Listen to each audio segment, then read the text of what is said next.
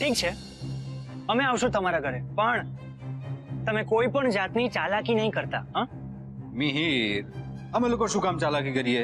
પણ હું તો એમ કહું છું કે તમે લોકો પણ કોઈ પણ જાતની ચાલાકી ના કરતા. અને મિહિર, તારે છે ને રાઇટિંગમાં આપવું પડશે કે એકવાર તને પ્રોપર્ટીના પેપર્સ મળી જાય ને પછી તું કોમલને હંમેશ માટે ભૂલી જઈશ અને કોમલને આ મેરેજમાંથી તું ફ્રી કરી દઈશ. ઓકે, હું લખી આપીશ. તો મળીએ બહુ જ જલ્દી. હા, અને મીટિંગનો સમય હું ડેડને પૂછીને તમને જણાવીશ. ઓકે, યસ, માં ફાઇનલી એ લોકો આવી રહ્યા છે. તો આપણે પણ હવે એ લોકોના સામૈયાની તૈયારી કરવી પડશે ને, અને એવું સ્વાગત કરશું એ લોકોનું કે એ લોકોની આ મુલાકાત આ ઘરની છેલ્લી મુલાકાત બની રહેશે.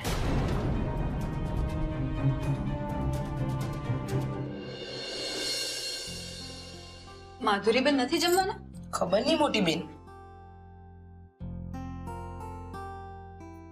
અરે બેન, આવી ગયા? હું તમને જ બોલાવવા માટે આવતી હતી. બેસો. હું કઈ મહેમાન થોડી છું કે મને બોલાવવાનું હોય. આપણે પ્રિન્સેસ ક્યાં છે? ક્યાંય દેખાતી નથી. તમે લોકો જમી લો, હું એને બોલાવીને આવું છું. એની કોઈ જરૂર નથી ભાભી. મારો કહેવાનો મતલબ એમ છે કે કોમલ ભલે એના રૂમમાં આરામ કરતી, હું એને પછી જમાડી લઈશ. પછીથી શું કામ? આઈ મીન સાથે જમશે તો એ પણ ફ્રેશ થઈ જશે ને. માધુરીબેન એ ફ્રેશ જ છે. સવિતા, એક કામ કર, કોમલની થાળી તૈયાર કર, હું પછી એને આપી આપું છું. પછી શું કામ? થાળી તૈયાર કર, હું હમણાં જ એને આપી આવું છું. લાગે છે માધુરીબેન તંત છોડશે નહીં. સવિતા, થાળી લાવ. માધુરીબેન, તમને કહ્યું ને કે તમે શાંતિથી બેસીને જમી લો, કોમલને હું જમાડી લઈશ. અને તમે બધા પણ કાન ખોલીને સાંભળી લો. કોમલની માં એટલે કે હું હજી બેઠી છું, એટલે બીજા બધાએ કોમલની વધારાની ચિંતા કરવાની જરૂર નથી. જો બેન, તમે ખરાબ ન લગાડતા, પણ કોમલની અત્યારે જે માનસિક હાલત છે એટલે હું ઈચ્છું છું કે એ બધાથી અને બધા એનાથી દૂર રહે. કારણ કે કોઈનાથી પણ જાણતા અજાણતા એને કંઈ કહેવાઈ જશે કે પછી પૂછાઈ જશે તો એ ફરી પાછી તણાવમાં આવી જશે અને મુસીબત થઈ જશે. પણ ભાભી, આપણે એટલા સમજદાર તો છીએ જ કે આપણને ખબર પડે કે કોમલને શું પૂછવું અને શું ન પૂછવું. તમારી બધી વાત સાચી બેન, પણ 100 વાતની એક વાત કે હું અત્યારે કોમલને બધાથી દૂર રાખવા માંગુ છું. અને તમે એવું ના વિચારો કે હું ફક્ત તમને ના પાડી રહી છું. આરવ, સોનુ, સવિતા બધાને કોમલના રૂમમાં જવાની કે એની સાથે વાત કરવાની મનાઈ છે. વાહ ભાભી, તમે રંગ બદલવામાં તો કાચિંડાને પણ હરાવી દો ને એવા છો. ગઈકાલ સુધી ભાઈની ગેરહાજરીમાં મને વડીલ સમજીને ફૂલ ચડાવીને રાખી અને આજે મારી કિંમત કોડીની કરી નાખી ને. કોમલની જવાબદારી મેં જ તમને સોંપી હતી ને બેન, તો હવે હું એ જવાબદારી પાછી લઉં છું. કારણ કે હવે કોમલને કોઈની પણ મદદની જરૂર નથી. તમે બધા અહીંયા શાંતિથી જમો. હું મારી મા દીકરીની થાળી તૈયાર કરીને ઉપર જ મા દીકરી અમે સાથે જમી લેશું.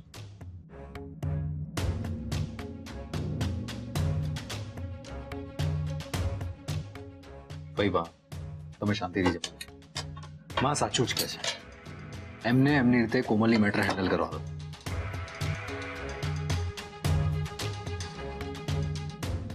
ભાભીએ અત્યારે મને જે રીતે કોમલના રૂમમાં જતા રોકી, કાંઈક તો ગડબડ છે જ. કોમલ, બેટા દરવાજો ખોલ.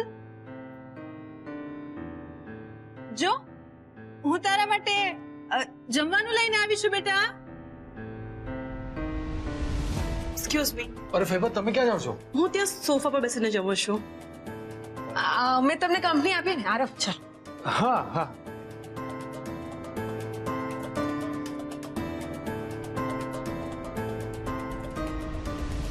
કોમલ, આ કોમલ દરવાજો કેમ નથી ખોલી રહી? હજુ સુધી સૂતી છે કે શું? કોમલ, દરવાજો ખોલ બેટા. હા થોડું તો થોડું જમી લે.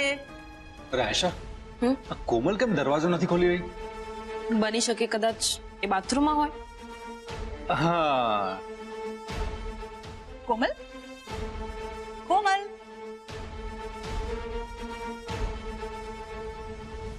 કોમલ દીકરા, બહુ વાર લગાડી દરવાજો ખોલવામાં. મને લાગે છે કોમલભાઈને દરવાજો ખોલી દીધો. હા, લાગે છે કોમલ ધીરે ધીરે નોર્મલ થઈ રહી છે. આ કોમલ ઉપર રૂમમાં છે તો એનો અવાજ કેમ નથી સંભળાઈ રહ્યો? ભાભી એકલા એકલા જ શું કામ બોલે છે? કાંઈક તો ગડબડ છે. માધુરી બેન, મોટી બેને કીધેલું ને કે કોમલબેન ને જમાડી લે તો તમે શાંતિથી જમો ની. તમે કહેતા હોય તો હું જમાડું મારા હાથે. નો થેન્ક યુ, એની કોઈ જરૂર નથી, હું જાતે જમી લઈશ. મારે આ કોમલનું રહસ્ય જાણવું તો પડશે જ, જેથી મિહિરને ફોન કરીને બંનેને ફરીથી ભગાડવાનો એક ચાન્સ તો લઈ શકું. આરવ ભાઈએ મોટે ઉપાડે કહી તો દીધું કે પ્રોપર્ટીના પેપર્સ તૈયાર છે, વકીલ સાથે વાત થઈ ગઈ છે. એક મિનિટ, આખી વાતમાં એ પ્રોપર્ટીના પેપર્સ પર સાઇન કોણે કરી હશે? યસ, કારણ કે કોમલના પપ્પા તો હૈદરાબાદમાં છે ત્યાં, અને એમની પરમિશન વગર કે એમની સાઇન વગર કોઈ પણ કોન્ટ્રાક્ટ થવો પોસિબલ છે જ નહીં. યસ.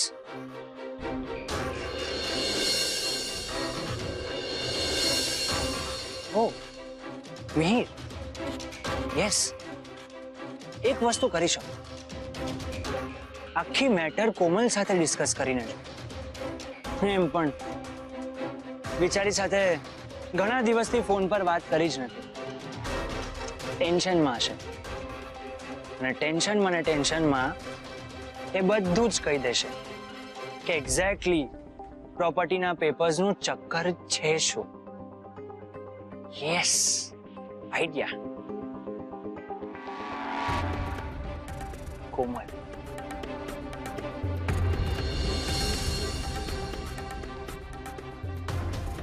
સ્વિચ ઓફ આવે છે.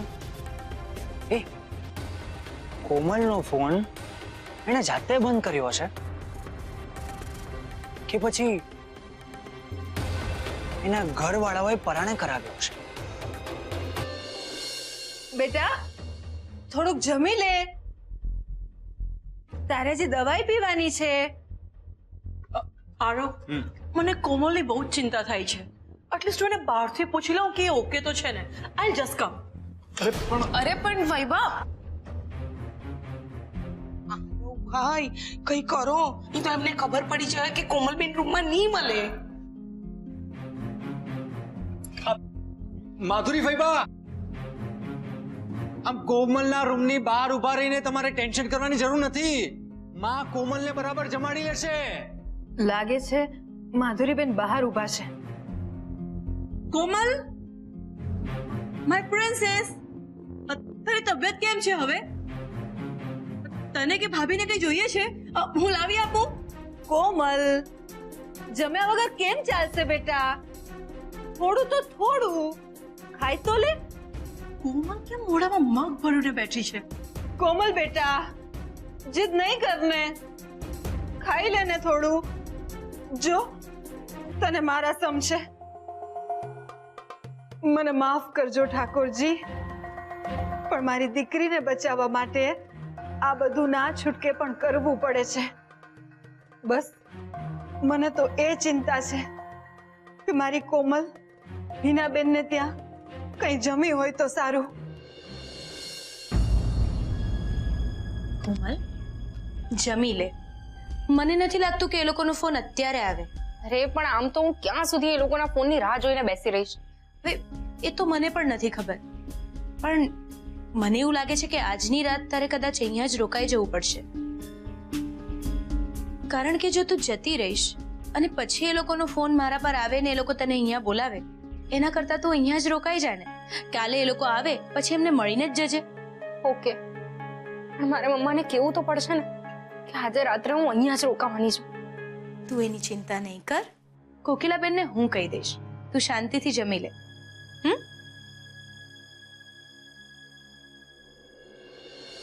ચાલ કોમલ, તને યાદ છે તો નાની હતી ત્યારે હું તને કેમ જમાડતી? એમ જમાડું?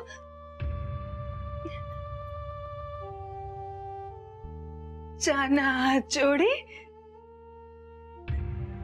ઘીમાં જબોડી, મારી કોમલના મોઢામાં હબુ ઓળી.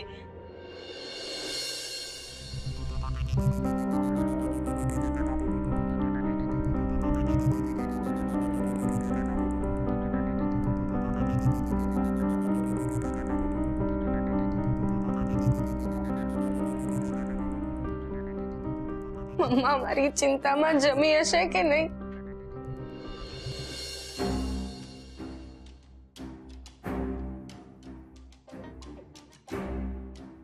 મને કેમ કોન્સ્ટન્ટલી એવું ફીલ થાય છે કે આ લોકો મારાથી કંઈક છુપાવી રહ્યા છે, કારણ કે આટલા કલાક થઈ ગયા, કોમલ રૂમમાંથી બહાર જ નથી નીકળી. નથી ભાભી કોઈને રૂમમાં જવા દેતા, નથી વાત કરવા દેતા. એ તો ઠીક, ભાભી એકવાર રૂમમાં ગયા પછી એ પણ રૂમમાંથી બહાર નથી આવ્યા.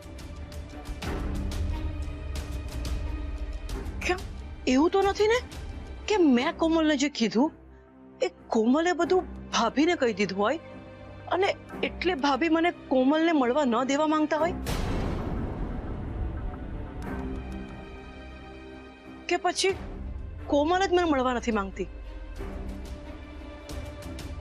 જે પણ હોય, મારે સાચી વાત જાણવી તો પડશે જ, અને એ પણ ખૂબ જલ્દી.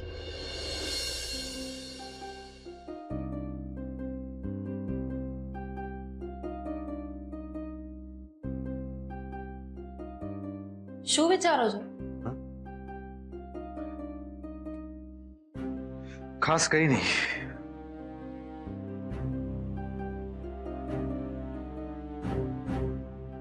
ભગવાનને જસ્ટ પ્રે કરતો હતો કે ફૈબાને ખબર ન પડવા દે કે કોમલ ઘરમાં નથી, નહીં તો આપણો પ્લાન ફેલ થઈ જશે.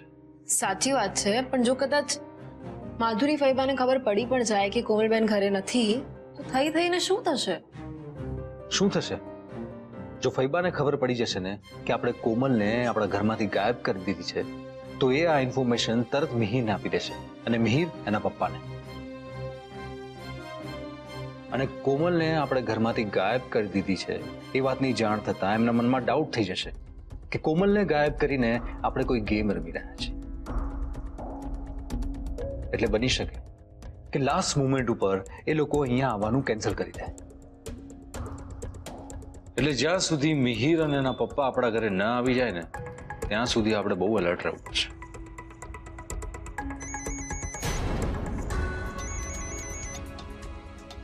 મિહિરનો ફોન છે. મિહિરે આટલી રાત્રે કેમ ફોન કર્યો છે?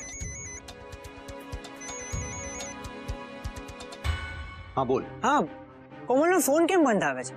મિહિર, જ્યારે તારા ફોનની રાહ જોતી હતી ને ત્યારે તો એને ફોન કર્યો નહીં, એટલે કંટાળીને એને ફોન સ્વિચ ઓફ કરી દીધો. અને હા, કોમલે કહ્યું છે કે એકવાર તમે લોકો અહીંયા આવી જાઓ, આપણી બધી વાત પતી જાય ને પછી એ તારી સાથે વાત કરશે. મારે આ જ વાત કોમલના મોઢે સાંભળવી છે. પ્લીઝ મારી કોમલ સાથે વાત કરાવો ને તમે. 2 દિવસથી કોમલને સખત તાવ આવતો હતો, હજી હમણાં જ સાજી થઈ છે, એટલે સૂઈ રહી છે. જો તારે કંઈ કહેવું હોય તો મને કે, હું એને મેસેજ આપી દઈશ. કોમલની વાત જવા દો. આરો ભાઈ, તમે મને એમ કહો કે તમારા પપ્પા હૈદરાબાદમાં જ છે? હા, કેમ? અને છતાં પણ તમે એમ કહો છો કે પ્રોપર્ટીના પેપર્સ રેડી થઈ ગયા? હા. આરો ભાઈ, તમે અમને શું મૂરખ સમજો છો? હા, કેમ આમ બોલે છે? આરો ભાઈ, પ્રોપર્ટીના પેપર્સ પર તમારા પપ્પાની એટલે કે મારા સસરાજીની સાઈન તો જોઈશે ને, એ કોણ કરશે? એ તમે તો નહીં કરી દો ને? ના કે પછી સાઈન વગરના પેપર્સ તમે અમને પધરાવવાના છો? કારણ કે એ તો અહીંયા છે જ નહીં. મિહિર, મને લાગે છે કે તું અમને મૂર્ખ સમજીને અંડર એસ્ટિમેટ કરી રહ્યો છે. અમે જ્યારે કોમલ માટે આટલું મોટું સ્ટેપ લઈ રહ્યા હોઈએ ને ત્યારે હવામાં તો વાત ન જ કરતા હોઈએ.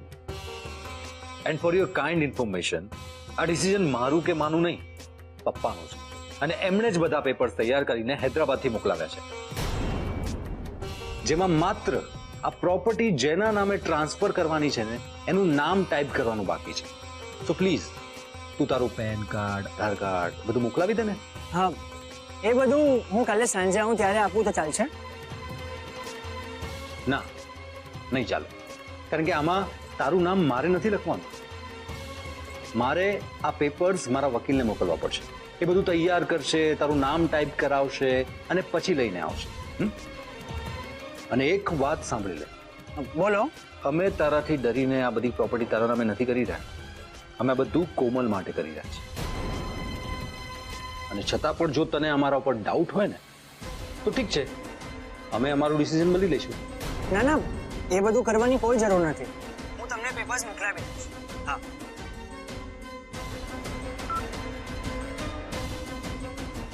શું વાત છે?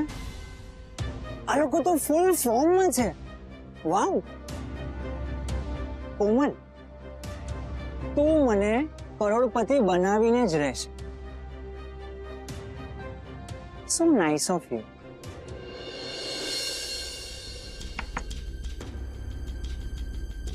હે માય પ્રિન્સેસ, તું જાગે છે કે સોઈ ગઈ? આ માધુરી બેનને પણ જોબ નથી.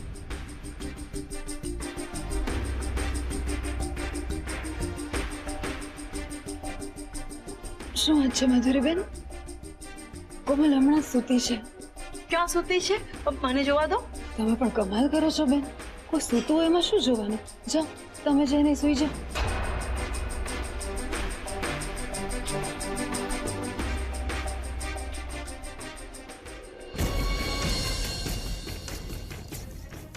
ભાભી, અત્યાર સુધી મને માત્ર ડાઉટ હતો, પણ હવે ખાતરી થઈ ગઈ કે કોમલ એના રૂમમાં નથી જ. અને કાલ સવાર સુધીમાં હું આ પ્રૂવ કરીને રહીશ.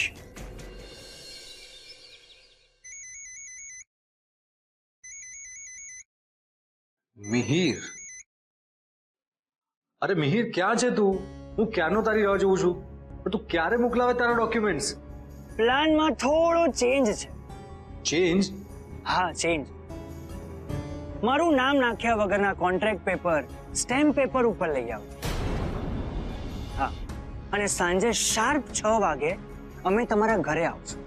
અરે પણ હા, જે પણ પ્રોસિજર કરવાની છે અમે તમારા ઘરે જ કરશું, અને એ પણ મારા વકીલની હાજરીમાં કરશું. હા, તમને એવું હોય તો તમે તમારા વકીલને પણ બોલાવી શકો છો. યસ, સાંજે 6 વાગે અમારા સ્વાગત માટે તમે રેડી રહેજો. હા, ઠીક છે. માં,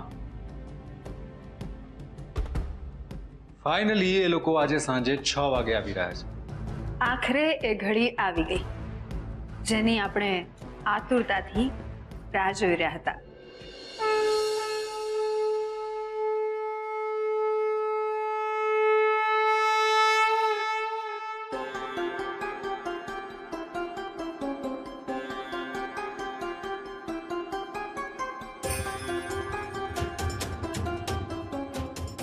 ઠાકોરજી, આજનો દિવસ ખૂબ જ મહત્વનો અને નિર્ણાયક સાબિત થવાનો છે, કારણ કે આજે મેં અમારા દુશ્મનોને સામે ચાલીને નોતર્યા છે.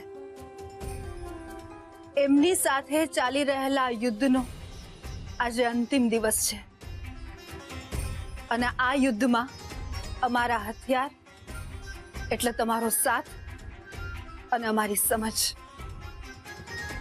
એટલે આજે હું તમને પ્રાર્થના નહીં કરું કે મને આ યુદ્ધમાં જીતાડજો, પણ હકથી આદેશ કરીશ કે આ યુદ્ધમાં જીત મારી જ થવી જોઈએ.